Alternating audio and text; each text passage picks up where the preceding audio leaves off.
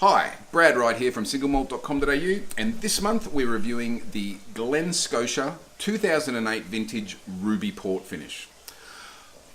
And I got to tell you, I've really been looking forward to being able to try this one for a while now. It was released in May this year to celebrate the 2018 Campbelltown Whisky Festival, and to be honest, I didn't actually ever think I'd get a chance to try this one. So the Campbelltown region. In the mid-19th century, Campbelltown boasted no less than 29 legal distilleries and at least 50 industrial-scale illicit stills. Excellent local resources. The local barley was fantastic, the local water's fantastic, and also the awesome natural harbour off Campbelltown all contributed to the success of the Campbelltown whisky industry. The French phylloxera epidemic around this time, with its associated worldwide increase in whisky demand, led to a huge upsurge in whisky production in the Campbelltown area, with little thought to the future. Around this time, a large blending house called Patterson's of Leith declared bankruptcy. This in turn took down at least 10 distilleries who were owed a lot of money by the Pattersons.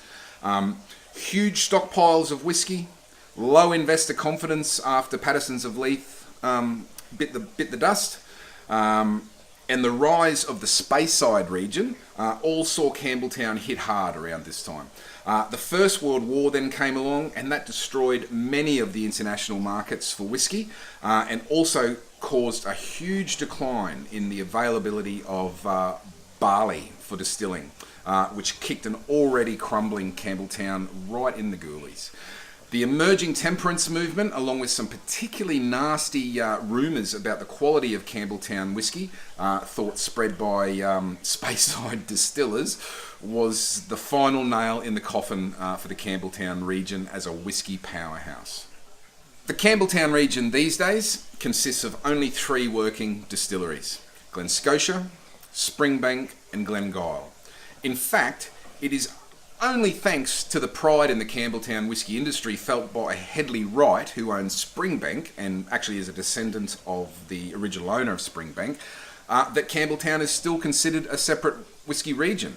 Around the end of the 20th century, there were only 2 working distilleries in Campbelltown, Springbank and Glen Scotia, and the Scotch Whisky Association was seriously talking about delisting Campbelltown as a separate region. Hedley Wright wasn't going to have a bar of this.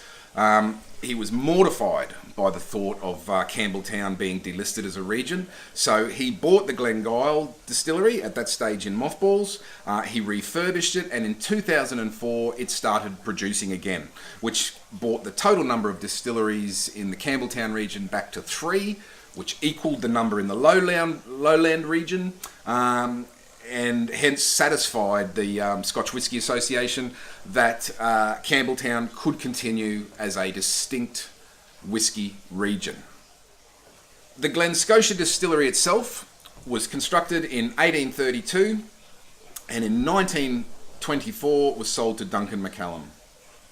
The distillery closed briefly in 1928, but then reopened in 1930, and Duncan McCallum celebrated the reopening of the distillery by walking into the harbour and in front of the distillery and drowning himself. His ghost is said to haunt the distillery to this day. These days, pride in the region from the locals is much more than just 3 distilleries worth. So much so that Campbelltown hosts a huge whisky festival each year to celebrate the whisky region and the history of Campbelltown. It's specifically for this festival that the 2018 Glen Scotia Ruby Port finish was created.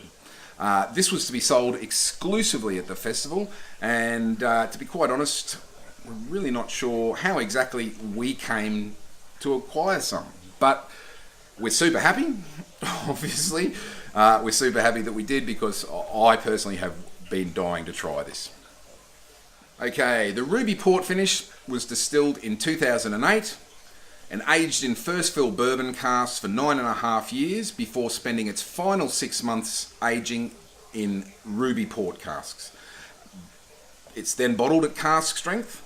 It's a limited edition, but I can't find out exactly how limited. Numbers I've heard vary from 2,400 up to 6,000, and I've been unable to get an official answer from the distillery. Sorry, so somewhere between 2,400 and 6,000 bottles. So let's try it. All right.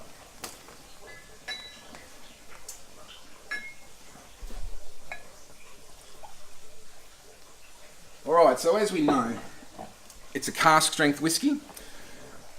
It's aged in bourbon and then aged in ruby port. So you can see that colour. It's not a massively deep colour, but it definitely gives indication of those port casks that it was in.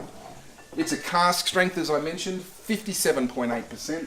So I am going to unlock it with a few drops of water. There we go. Bit of a swirl. Oh. Oh, straight away I'm getting notes of honey. Is it honey? Butterscotchy, with a very light iodine-y medicinal note. The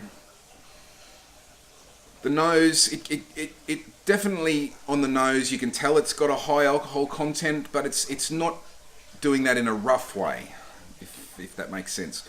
You can smell there's a lot of alcohol there. It's not making me sort of cringe any. Okay.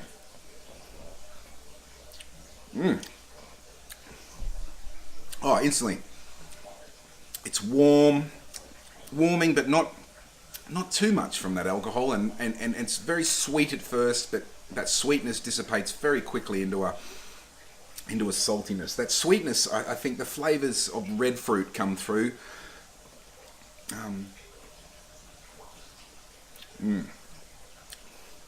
Oh yeah, raspberry. There's some cranberry there. And like I said, it starts sweet, but it dries very quickly. At the same time as a big vanilla burst comes through. It's not so much astringent, but it's very crisp, very crisp. It's not oily at all. On the finish, there's a little spiciness there, but no real pepper. It really just doesn't give an indication of just how much alcohol is in this. It's smooth as. There's a few toasted coconut flavours there, and a very subtle peat, reminiscent of a campfire the morning after. Those sort of wafts that come through your camp.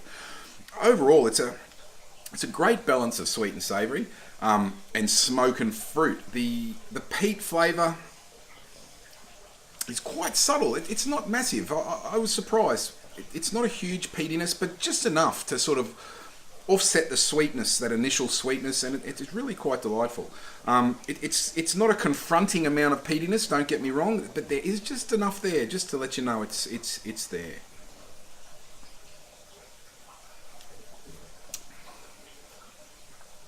That's delightful. That's delightful. And there's some, did I say toasted coconuts on the finish? There's a toasted coconut sort of flavour that comes through to me underneath that smoke. Delicious. Well, I hope you enjoyed as much as I have. I've really been waiting for a while to try this whiskey. Like I said, I almost gave up hope of getting a bottle in my little hands, but I did, and I got a few extra bottles for the Single Malt Whiskey Club. So I hope you enjoy this. It's a fantastic one. Until next month, Slan Shavar.